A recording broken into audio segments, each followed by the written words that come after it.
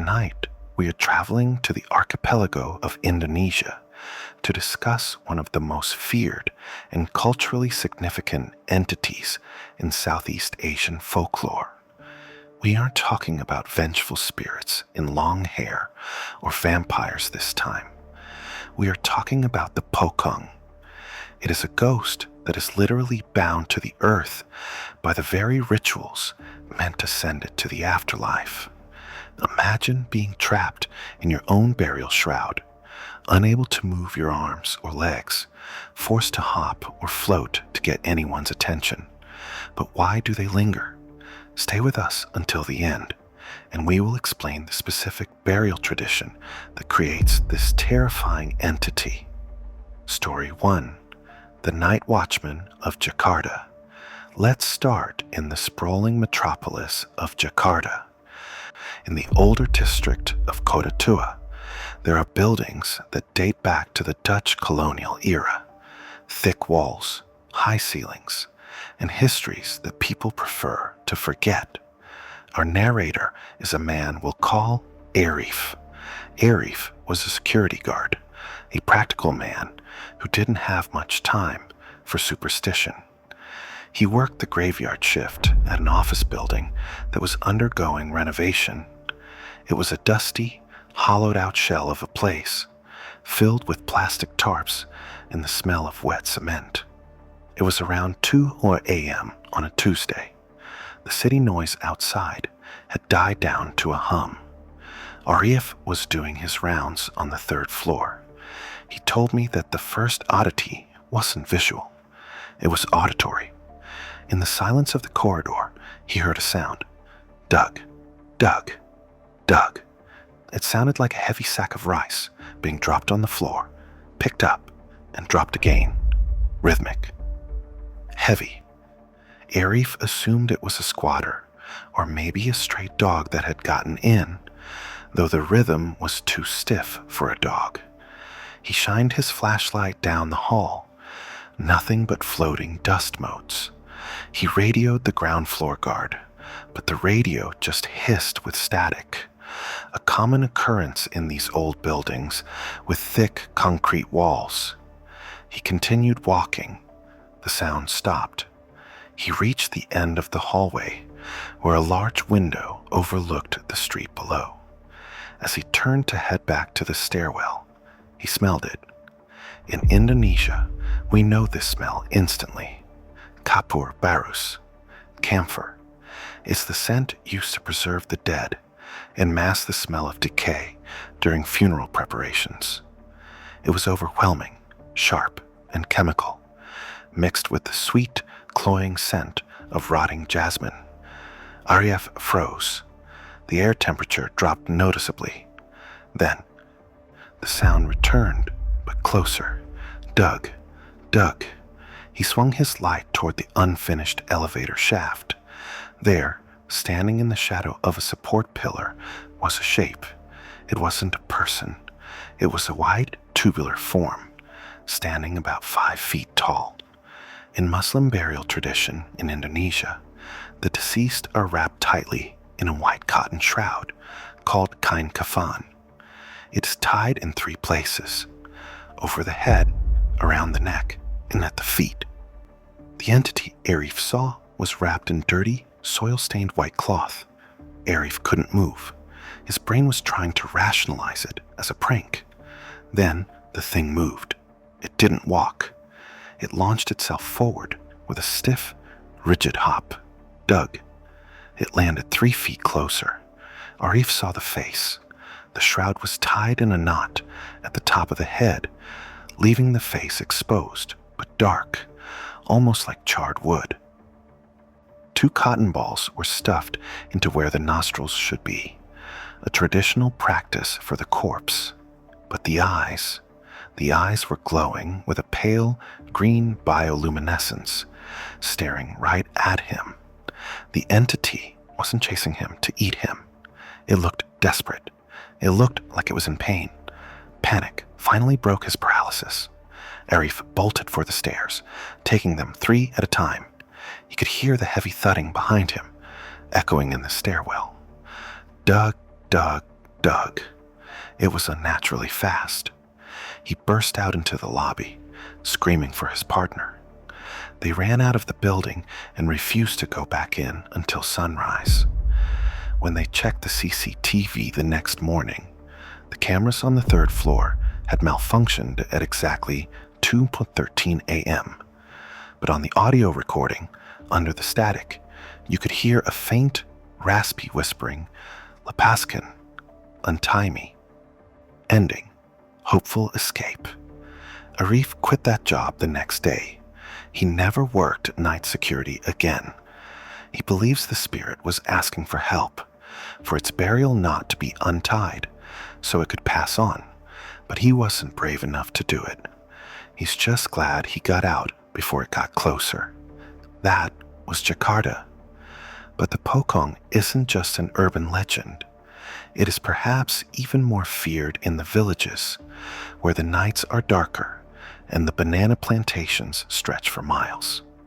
Story 2, The Pillow in the Plantation.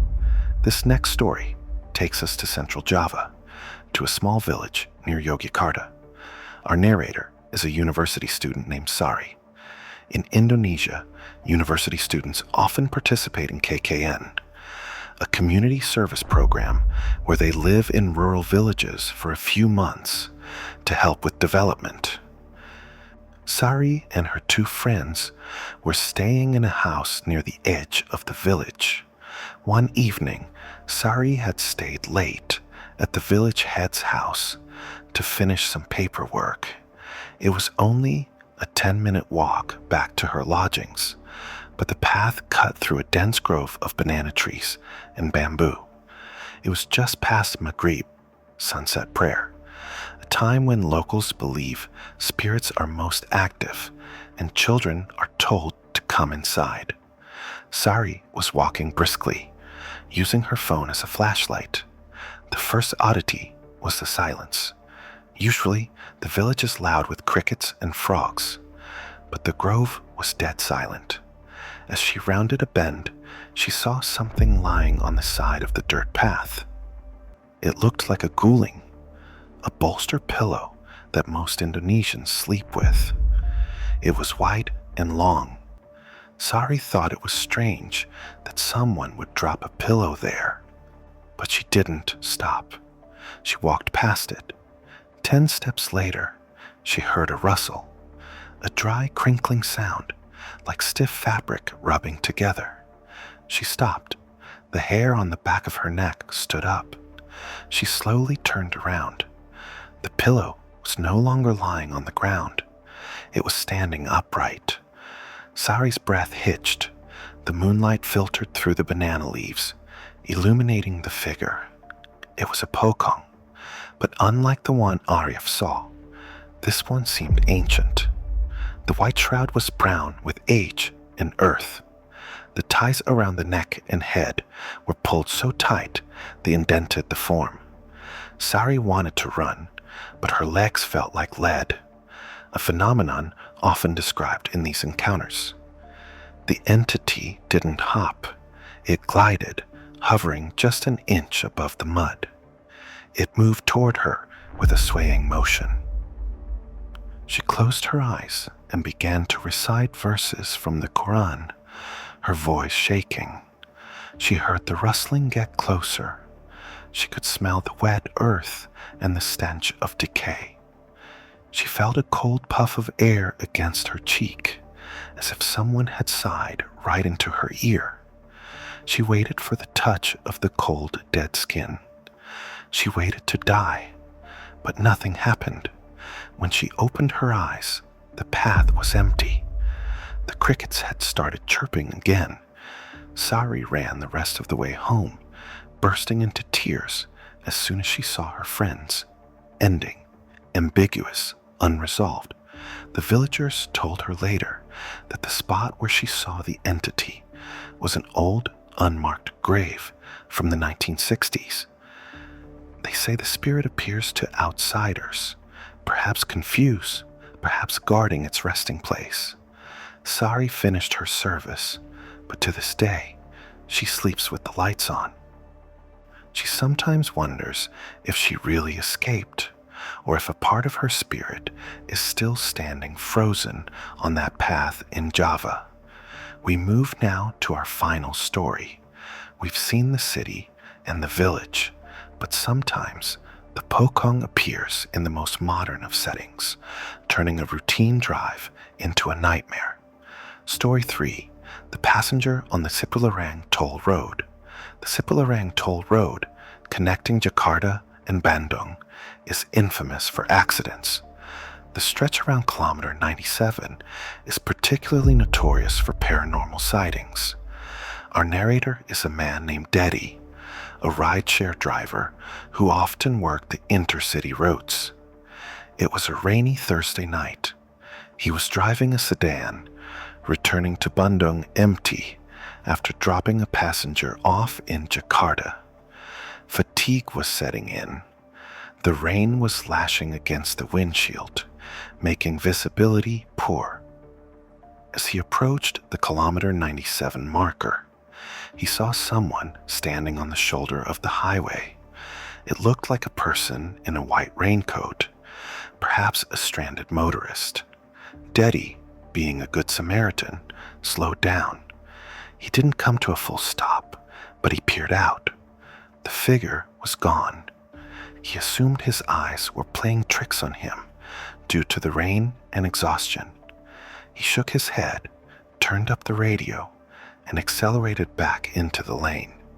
About 5 minutes later, the air in the car changed. It became freezing cold. The heater was on, but Dedi could see his breath fogging up. He glanced at the rearview mirror to check the traffic behind him. His heart stopped. Sitting in the center of the back seat was the figure. It wasn't a raincoat. It was the kafan, the shroud. The Pocong was sitting rigid, stiff as a board, despite the car moving at 100 kilometers per hour. Its head was tied at the top, tilting unnaturally to the left, as if the neck were broken. The face was decayed, the skin peeling away to reveal bone, and the eyes were black voids. Dedi screamed. He slammed on the brakes. The car hydroplaned. The tires lost traction on the wet asphalt. The vehicle spun violently, crashing into the concrete median barrier. Metal crunched, glass shattered. As the car came to a stop, smoke rising from the hood, Dedi, bleeding from a cut on his forehead, looked into the back seat. It was empty, ending tragic death. Dedi survived the initial crash, but as he stumbled out of the car, disoriented and terrified, he wandered into the oncoming lane. He was struck by a truck that couldn't stop in time.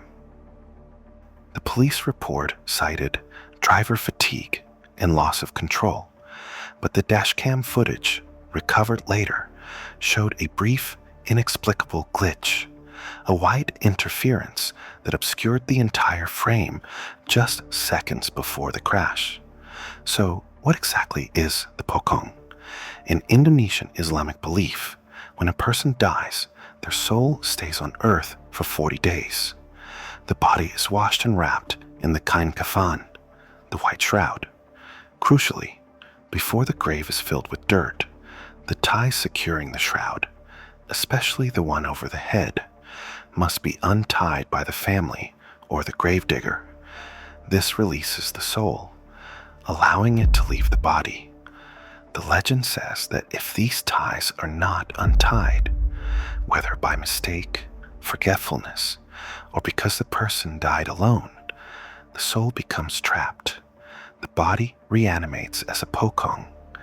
It rises from the grave, hopping because its legs are bound, seeking someone to untie the knot and set it free.